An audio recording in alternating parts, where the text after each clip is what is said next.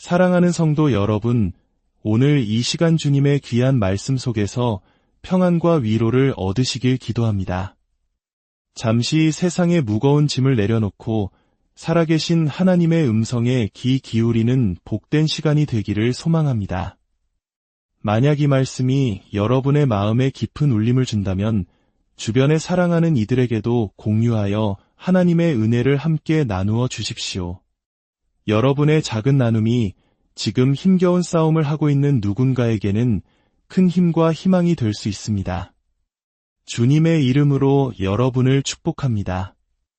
우리 모두는 전쟁은 주님께 속한 것이라는 말씀을 참 좋아합니다. 이 말씀은 우리에게 큰 위로와 힘을 줍니다. 하지만 우리가 한 가지 분명히 기억해야 할 것이 있습니다.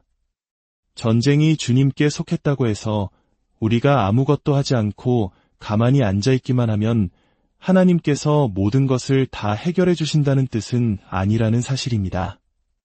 오늘 우리는 역대하 20장의 말씀을 통해 위대한 진리의 실제적인 의미를 함께 배워보고자 합니다. 이 말씀은 제가 오랫동안 깊이 연구하고 여러 번 나누었던 제 삶에 큰 영향을 준 말씀이기도 합니다. 역대하 20장 1절은 이렇게 시작합니다. 그 후에 모압 자손과 암몬 자손들이 마온 사람들과 함께 와서 여호사밧을 치고자 한지라 남유다의 왕이었던 여호사밧에게 상상조차 할 수 없는 위기가 닥쳐왔습니다. 모압, 암몬, 그리고 마온 사람들로 이루어진 거대한 연합군이 유다를 향해 진격해오고 있었던 것입니다. 구약 성경을 보면 참으로 많은 족속들의 이름이 등장합니다. 그런데 가만히 생각해보면 오늘날 우리에게도 각자의 삶에서 맞서 싸워야 할 족속들, 즉 적들이 있습니다. 어떤 이에게는 가난이라는 적이 있을 것이고 또 어떤 이에게는 질병이라는 적이 있을 것입니다. 우리를 괴롭히는 사람들이라는 적, 떨쳐내지 못하는 과거라는 적도 있습니다. 까다로운 이웃, 힘든 직장 상사, 끝없는 혼란과 외로움이라는 적들도 우리를 끊임없이 공격합니다. 이렇게 우리 삶에 감당하기 힘든 적이 나타났을 때 우리는 종종 가장 먼저 해야 할 일을 잊어버리곤 합니다. 문제나 원수가 우리를 덮쳐올 때 우리가 무엇보다 가장 먼저 해야 할 일은 바로 하나님을 찾는 것입니다. 하지만 우리는 너무나 자주 사람에게 먼저 달려갑니다.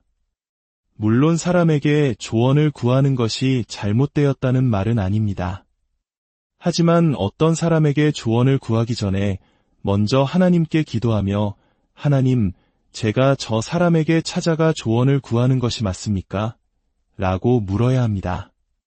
솔직히 말해 우리 주변에는 자기 자신의 삶도 어떻게 해야 할지 모르면서 다른 사람에게 섣불리 조언하는 사람들이 너무나 많습니다.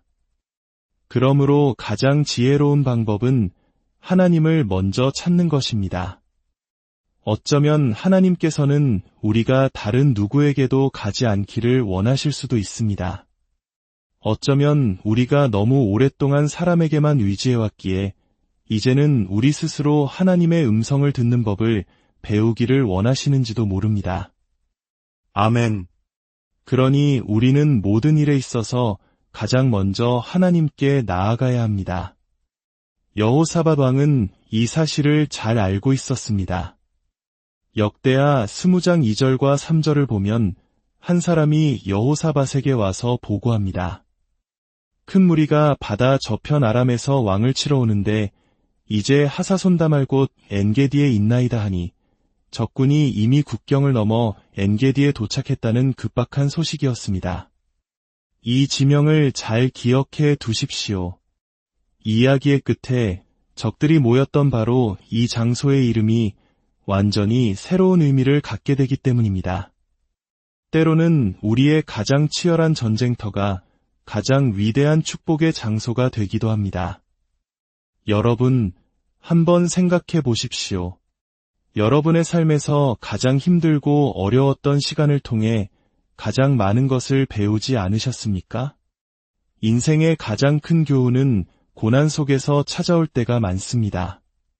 우리는 삶을 앞으로 살아가지만 그 의미는 뒤돌아볼 때 비로소 깨닫게 되는 경우가 많습니다. 3절은 이렇게 이어집니다. 여호사밧이 두려워하여 보십시오. 여호사밧도 우리와 똑같은 사람이었습니다. 나쁜 소식을 들었을 때, 거대한 적이 다가온다는 소식을 들었을 때 그의 마음속에 가장 먼저 찾아온 감정은 두려움이었습니다. 하지만 그가 그 다음에 한 행동이 중요합니다. 성경은 그가 여호와께로 낯을 향하여 간구하고 라고 기록합니다. 그는 두려움에 사로잡히는 대신 하나님을 찾기로 결심했습니다. 그는 이 상황에서 하나님을 찾는 것이 선택사항이 아니라 생사가 걸린 절대적인 필요임을 알았습니다. 원수를 이기기 위해서는 반드시 하나님의 음성을 들어야 한다는 것을 깨달았던 것입니다. 그는 하나님을 찾기로 굳게 결심했고 온 유다 백성에게 금식을 선포했습니다. 그들은 정말로 진지하고 절박하게 하나님 앞에 섰습니다. 때로 하나님은 우리에게 평범한 믿음을 넘어서는 믿음의 은사를 주실 때가 있습니다. 이 특별한 믿음은 보통 사람이라면 두려워서 엄두도 내지 못할 일에 담대히 발을 내디딜 수 있게 해줍니다. 하나님께서 주신 믿음으로 행할 때 그 일은 우리에게 아주 당연하고 자연스러운 일처럼 느껴집니다. 그래서 우리는 사람들의 시선이 아니라 하나님의 시선에 고정해야 합니다. 때로 하나님께서 주신 믿음으로 어떤 일을 행할 때 주변 사람들은 우리를 이해하지 못하고 미쳤다고 생각할 수도 있습니다. 절대 그 일을 해서는 안 돼, 라고 말리기도 할 것입니다. 그럴 때 우리는 더욱 굳건히 하나님을 붙들어야 합니다. 여호사밧이 하나님께 도움을 구하는 방식은 정말 놀랍습니다. 그는 먼저 하나님이 얼마나 위대하신 분인지, 얼마나 놀랍고 강력하며 그 어떤 원수도 대적할 수 없는 분이신지를 선포하며 기도하기 시작합니다. 아직 자신의 문제를 꺼내지도 무언가를 간구하지도 않았습니다. 그는 먼저 하나님의 선하심과 위대하심을 찬양하는 태도를 보였습니다. 4절부터 6절입니다. 유다 사람이 여호와께 도우심을 구하려 하여 유다 모든 성읍에서 모여와서 여호와께 간구하더라. 이들은 단지 몇 걸음 걸어와서 하나님을 찾은 것이 아니었습니다. 유다 전역에서 온 마음을 다해 간절히 하나님을 찾기 위해 모여들었습니다. 온 마음으로 하나님을 갈망하며 나아왔던 것입니다. 저는 오늘날 우리가 사는 이 시대에 예수님과의 관계를 너무 가볍게 여기는 경향이 있다고 생각합니다. 물론 헌신적이고 신실한 믿음의 사람들도 많이 계십니다. 하지만 많은 경우 하나님을 섬기기 위해 희생하려 하지 않습니다. 자신이 하는 모든 행동에 대해 대가를 받으려 합니다. 항상 주님의 사역을 위해 기꺼이 희생하고 자원하는 마음을 가지십시오. 아무것도 구하지 않고 여러분의 시간과 재능과 섬김을 하나님께 드릴 수 있다는 것은 큰 축복입니다. 온 마음으로 주님을 갈망하십시오. 여호사밧은 유다와 예루살렘의 회중 가운데 서서 성전 셋들 앞에서 이렇게 기도합니다. 그의 기도에 귀 기울여 보십시오. 우리 조상들의 하나님 여호와여 주는 하늘에서 하나님이 아니시니이까? 이방 사람들의 모든 나라를 다스리지 아니하시나이까? 주의 손에 권세와 능력이 있사오니 능히 주와 맞설 사람이 없나이다. 그의 기도가 정말 대단하지 않습니까? 마치 자녀가 부모님께 무언가 큰 부탁을 하러 와서 다짜고짜 엄마, 돈 좀 주세요 라고 말하는 대신 세상에서 가장 위대한 우리 엄마, 엄마는 정말 아름다우세요. 정말 최고예요. 제가 뭐 도와드릴 일 없을까요? 라고 말하는 것과 같습니다. 부모의 마음이 어떻겠습니까? 아마 가진 모든 것을 다 내어주고 싶을 것입니다. 여호사밧과 유다 백성들은 단지 하나님이 자신들을 위해 무엇을 해주실 수 있는지에만 관심이 있었던 것이 아닙니다. 그들은 하나님 그 자체에 관심이 있었습니다. 진정으로 하나님께 관심이 있는 사람은 문제가 있을 때나 없을 때나 똑같이 간절하게 하나님을 찾습니다. 문제를 아뢰기 전에 먼저 하나님을 경배했던 한 사람의 예가 마태복음 8장에 나옵니다. 예수께서 산에서 내려오시니 수많은 무리가 따랐습니다. 그때 한 나병 환자가 나아와 절하며 말했습니다. 주여 원하시면 저를 깨끗하게 하실 수 있나이다. 그는 무언가를 구하기 전에 먼저 엎드려 경배와 찬미를 드렸습니다. 우리도 하루에 서너 번 하던 일을 잠시 멈추고 어디에 있든지 이렇게 고백하면 어떨까요? 주님, 사랑합니다. 주님이 필요합니다. 오늘 저와 함께 해주셔서 감사합니다. 주님 없이는 저는 아무것도 아님을 고백합니다. 이제 역대하 20장 7절부터 11절까지 여호사밧의 기도는 계속됩니다. 그는 정말 지혜로운 사람이었습니다. 우리 하나님이시여 전에 이 땅 주민을 주의 백성 이스라엘 앞에서 쫓아내시고 그 땅을 주께서 사랑하시는 아브라함의 자손에게 영원히 주지 아니하셨나이까. 만일 재앙이나 난리나 견책이나 전염병이나 기근이 우리에게 임하면 주의 이름이 이 성전에 있으니 우리가 이 성전 앞과 주 앞에 서서 이 환난 가운데서 주께 부르짖은즉 들으시고 구원하시리라 하였나이다. 그는 계속해서 하나님이 과거에 행하신 위대한 일들을 상기시킵니다. 하나님, 당신은 정말 위대하십니다. 우리는 당신의 백성입니다. 이 땅은 당신의 땅이며 우리는 당신의 소유입니다. 이 성전도 당신의 것입니다. 라고 선포한 후에야 비로소 자신의 문제를 꺼내놓습니다. 10절과 11절입니다. 옛적에 이스라엘이 애굽 땅에서 나올 때에 암몬 자손과 모압 자손과 세일산 사람들을 침노하기를 주께서 용납하지 아니하심으로 이에 돌이켜 그들을 떠나고 멸하지 아니하였거늘 이제 그들이 우리에게 갚는 것을 보옵소서. 그들이 와서 주께서 우리에게 주신 주의 기업에서 우리를 쫓아내고자 하나이다. 정말 놀랍지 않습니까? 그는 이 문제를 단순히 자신의 문제가 아니라 하나님의 문제로 만들고 있습니다. 하나님, 저들이 지금 우리를 쫓아내려는 것이 아니라 주께서 우리에게 주신 주의 기업에서 우리를 쫓아내려 합니다. 그는 하나님을 이 문제에 개인적으로 참여시키고 있는 것입니다. 여호사밧은 먼저 하나님의 위대하심을 선포했습니다. 그 다음 하나님께서 과거에 행하신 놀라운 일들을 이야기했습니다. 그리고 나서야 자신의 문제를 마치 작은 각주처럼 언급합니다. 우리는 대부분의 시간을 문제에 대해 이야기하고 나머지 중요한 것들에는 거의 시간을 쓰지 않는데 말입니다. 하나님께서는 우리가 문제 해결에 개입하시기 전에 우리의 겸손을 보기 원하십니다. 하나님은 겸손한 자를 도우시고 교만한 자를 물리치십니다. 교만한 자란 자신 스스로 할 수 있으며 하나님이 필요 없다고 생각하는 사람입니다.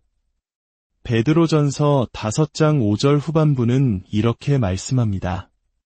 다 서로 겸손으로 허리를 동이라 하나님은 교만한 자를 대적하시되 겸손한 자들에게는 은혜를 주시느니라. 하나님은 우리가 교만함 속에서 행하는 모든 노력을 반대하시고 좌절시키시고 패배하게 하십니다.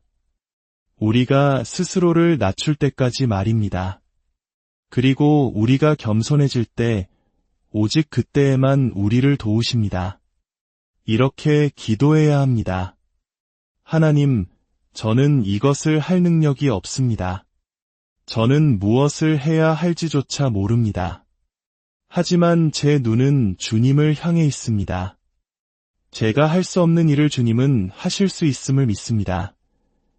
어쩌면 여러분 중 일부는 희망을 잃었을지도 모릅니다. 자신이 시도한 모든 것이 실패했기 때문입니다. 하나님, 저는 정말 모든 것을 다 해봤어요. 이제 뭘 해야 할지 모르겠습니다. 라고 기도할지 모릅니다. 바로 그 지점이 중요합니다. 당신이 시도한 모든 것이 실패했다면 이제는 잠시 멈추고 아무것도 하지 않아야 할 때인지도 모릅니다. 예수님은 말씀하셨습니다. 나를 떠나서는 너희가 아무것도 할 수 없음이라. 여러분이 하나님 그 자체를 필요로 하는 것은 하나님이 여러분을 위해 해주실 수 있는 어떤 것보다 훨씬 더 중요합니다. 하나님과 함께하는 시간을 간구로 시작하지 마십시오. 감사로 시작하십시오. 아픈 모든 것을 아뢰기 전에 여전히 건강하게 작동하는 것들에 대해 감사하십시오. 아멘. 역대하 20장 13절입니다. 유다 모든 사람들이 그들의 아내와 자녀와 어린이와 더불어 여호와 앞에 섰더라. 그들은 이제 기다렸습니다. 기다림에 대해 우리가 흔히 오해하는 것이 있습니다. 저는 과거에 기다림이 세상에서 가장 지루한 일이라고 생각했습니다. 그래서 악마가 제 귀에 이제 뭘 할 거지? 라고 속삭일 때마다 저는 항상 무언가를 생각해내야만 했습니다. 그러나 성경에서 말하는 기다림은 수동적으로 아무것도 하지 않는 것을 의미하지 않습니다. 육체적으로는 바쁘지 않을지라도 영적으로는 매우 바쁜 상태입니다. 믿고, 신뢰하고, 찬양하는 시간입니다. 성경에서 기다리다라는 단어는 하나님을 기대하고, 바라보고, 갈망한다는 의미를 담고 있습니다. 이사야 40장 31절은 우리가 사랑하는 말씀입니다. 오직 여호와를 앙망하는 자는 새 힘을 얻으리니 독수리가 날개치며 올라감 같을 것이요. 하나님을 기다리는 것은 그분이 우리에게 하라고 하실 일을 행할 수 있는 힘을 줍니다. 그렇기 때문에 우리가 문제들 들고 하나님께 나아갈 때 그분은 즉시 해답을 주지 않으실 때가 많습니다. 우리에게는 그분의 임재 안에 머물며 그분의 임재를 흠뻑 느끼고 앞으로 나아갈 때 필요한 힘과 지혜를 얻을 시간이 필요하기 때문입니다. 이제 여러분이 가장 좋아하는 부분입니다. 14절과 15절입니다. 여호와의 영이 회중 가운데에서 레위 사람 야하시엘에게 임하셨으니 야하시엘이 이르되 온 유다와 예루살렘 주민과 여호사밧 왕이여 들을지어다. 여호와께서 이같이 너희에게 말씀하시기를 너희는 이 큰 무리로 말미암아 두려워하거나 놀라지 말라. 이 전쟁은 너희에게 속한 것이 아니요 하나님께 속한 것이니라. 이제 박수치고 함성을 질러도 좋습니다. 17절은 계속해서 말씀합니다. 이 전쟁에는 너희가 싸울 것이 없나니 대열을 이루고 서서 너희와 함께 한 여호와가 구원하는 것을 보라. 유다와 예루살렘아 너희는 두려워하지 말며 놀라지 말고 내일 그들을 맞서 나가라. 여호와가 너희와 함께 하리라 하셨느니라. 그렇다면 그들의 전투 자세는 무엇이었을까요? 18절과 19절을 보면 그 답이 나옵니다. 여호사밧이 몸을 굽혀 얼굴을 땅에 대니 온 유다와 예루살렘 주민들도 여호와 앞에 엎드려 여호와께 경배하고 그앗 자손과 고라 자손에게 속한 레위 사람들은 서서 심히 큰 소리로 이스라엘 하나님 여호와를 찬송하니라. 이것이 바로 그들의 전투 자세였습니다. 왕은 얼굴을 땅에 대고 엎드렸고 백성들은 엎드려 경배했으며 레위 사람들은 일어서서 아주 큰 소리로 하나님을 찬양했습니다. 그들은 칼과 창을 들기 전에 경배와 찬양으로 무장했던 것입니다. 사랑하는 여러분, 두려움에 대한 유일한 해독제는 믿음입니다. 두려움이 당신의 문을 두드릴 때 믿음을 보내 응답하게 하십시오. 사탄은 두려움을 통해 우리 삶에 접근하고 하나님은 믿음을 통해 우리 삶에 접근하십니다. 성경에는 7,000가지가 넘는 약속이 있지만 우리가 믿지 않으면 단 하나도 우리 삶에서 이루어지지 않을 것입니다. 그리스도인이 두려움에 대해 가져야 할 유일하게 올바른 태도는 이것입니다. 나는 두려워하지 않겠다. 제가 두려움을 결코 느끼지 않을 것이라고 말하는 것이 아님을 분명히 이해하셔야 합니다. 당신은 두려움을 느낄 것입니다. 하지만 두려움을 느끼는 것과 두려움에 굴복하는 것은 다른 문제입니다. 두려움을 느끼면서도 두려워하지 않을 수 있습니다. 왜냐하면 두려움에 굴복한다는 것은 도망치고 물러서는 것을 의미하기 때문입니다. 당신은 두려운 채로도 그 일을 할 수 있습니다. 두려움을 느끼지만 하나님께서 원하신다고 믿는 일을 계속해서 해나갈 수 있습니다. 성경은 떨지 말라, 땀 흘리지 말라고 하지 않습니다. 두려워하지 말라고 말씀합니다. 즉, 도망치거나 물러서지 말라는 뜻입니다. 만약 여러분이 잘못된 감정을 느낄 때에도 옳은 일을 하는 지점까지 이를 수 있다면 여러분은 승리하는 사람이 될 것입니다. 우리는 하나님의 은혜 없이는 아무것도 할 수 없습니다. 은혜는 받을 자격 없는 자에게 주시는 호의이며 그 이상의 것입니다. 그것은 하나님의 능력, 기름 부음, 그리고 임재입니다. 그분의 은혜는 우리가 스스로의 힘으로는 아무리 애쓰고 노력해도 할 수 없는 일을 쉽게 할 수 있도록 도와줍니다. 하나님은 자격 있는 사람을 찾으시는 것이 아닙니다. 하나님은 쓰임받기 원하는 준비된 사람을 찾고 계십니다. 여러분이 해야 할 일은 단지 하나님, 제가 여기 있습니다. 저를 사용해 주십시오. 저는 당신의 것입니다. 저를 통해 당신이 원하시는 모든 것을 이루십시오. 라고 고백하는 것입니다. 그리고 하나님께서 문을 여실 때 그 문으로 걸어 들어가십시오. 로마서 8장 31절은 말씀합니다. 그런즉 이 일에 대하여 우리가 무슨 말 하리요? 만일 하나님이 우리를 위하시면 누가 우리를 대적하리요? 하나님이 우리를 위하시면 누가 우리를 대적할 수 있겠습니까? 어쩌면 문제는 하나님이 무엇이든 하실 수 있다는 것을 믿지 못하는 것이 아니라 그분이 나를 위해 그것을 하실 것이라고 확신하지 못하는 것일 수 있습니다. 왜냐하면 우리는 스스로 자격이 없다고 생각하기 때문입니다. 그리고 그 생각은 절대적으로 옳습니다. 바로 그 점이 하나님의 사랑을 더욱 아름답게 만듭니다. 하나님은 항상 우리가 받을 자격이 없는 것들을 주시는 분이시기 때문입니다. 우리가 해야 할 일은 단지 하나님을 사랑하고 실수했을 때 회개하고 포기하지 않는 것입니다. 완전한 사랑은 두려움을 내쫓습니다. 하나님이 당신을 사랑하신다는 것을 알지 못하면 결코 두려움을 이겨낼 수 없습니다. 성경에서 하나님께서 두려워하지 말라고 하시는 유일한 이유는 내가 너와 함께 함이라는 약속 때문입니다. 할렐루야. 두려워 말라. 내가 너와 함께 함이라. 주님은 언제나 이렇게 말씀하십니다. 사탄이 두려움으로 당신을 위협할 때 입을 열어 이렇게 선포하십시오. 사탄아, 내가 나를 어떤 감정으로 위협하든 상관없다. 나는 하나님을 믿는다. 입으로 말씀을 선포하는 것은 당신이 할 수 있는 가장 강력한 일 중 하나입니다. 어떤 분들은 마음속으로 이렇게 생각할지도 모릅니다. 어쩔 수 없어요. 저는 그냥 두려움거려. 기억하십시오. 우리는 감정에 대해 이야기하는 것이 아니라 행동에 대해 이야기하고 있습니다. 하나님께 이렇게 고백할 수 있습니다. 하나님, 저는 두렵습니다. 하지만 그 두려움이 저를 멈추게 하지는 못할 것입니다.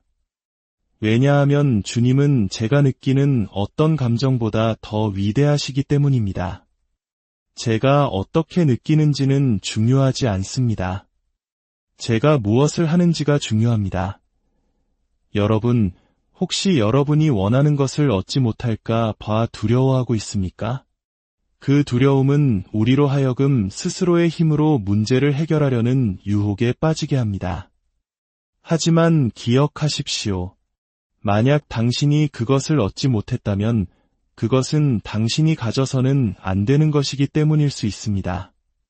하나님이 주실 수 없다면 당신은 결코 그것을 얻을 수 없습니다. 이렇게 기도하는 법을 배우십시오. 하나님, 그것이 당신이 저에게 주시기를 원하는 것이 아니라면 저도 그것을 원하지 않습니다. 실패에 대한 두려움, 즉 불완전함에 대한 두려움은 어떻습니까? 우리는 항상 실수할 것입니다. 당신이 시도를 멈출 때까지는 실패한 것이 아닙니다. 하나님은 당신이 시도하고 실패하는 것을 아예 시도조차 하지 않는 것보다 더 기뻐하십니다. 사람들의 시선에 대한 두려움은 어떻습니까? 사람을 두려워하면 결코 무리를 떠날 수 없습니다. 만약 당신의 인생 목표가 모든 사람에게 사랑받는 것이라면 당신은 언제든지 어떤 것에 대해서도 타협할 준비가 되어 있을 것이며 결국 아무것도 성취하지 못할 것입니다. 우리는 사람보다 하나님께 순종해야 합니다. 바울은 갈라디아서 1장 10절에서 이렇게 말했습니다. 이제 내가 사람들에게 좋게 하랴 하나님께 좋게 하랴 사람들에게 기쁨을 구하랴. 내가 지금까지 사람들의 기쁨을 구하였다면 그리스도의 종이 아니니라. 사람을 기쁘게 하는 자는 하나님의 뜻을 이룰 수 없습니다. 사랑하는 여러분, 여러분의 삶의 전쟁터에서 홀로 싸우고 있다고 느끼지 마십시오. 오늘 말씀을 통해 우리가 어떻게 싸워야 하는지를 배웠습니다. 우리의 자세는 두려움이 아니라 믿음입니다. 우리의 무기는 칼과 창이 아니라 찬양과 예배입니다. 우리의 전략은 우리의 지혜가 아니라 하나님의 인도하심입니다. 여호사밧과 유다 백성처럼 먼저 하나님의 위대하심을 선포하십시오. 과거에 베푸신 은혜를 기억하고 감사하십시오. 그리고 여러분의 문제를 하나님의 문제로 올려드리십시오. 겸손히 그분 앞에 엎드릴 때 주님께서 말씀하실 것입니다. 두려워 말라. 이 전쟁은 내게 속한 것이니라. 주님께서 여러분과 함께 하십니다. 그 어떤 적도, 그 어떤 문제도 우리와 함께 하시는 하나님보다 크지 않습니다. 여러분과 여러분의 가정 위에 하나님의 놀라운 평강과 축복이 가득하기를 예수님의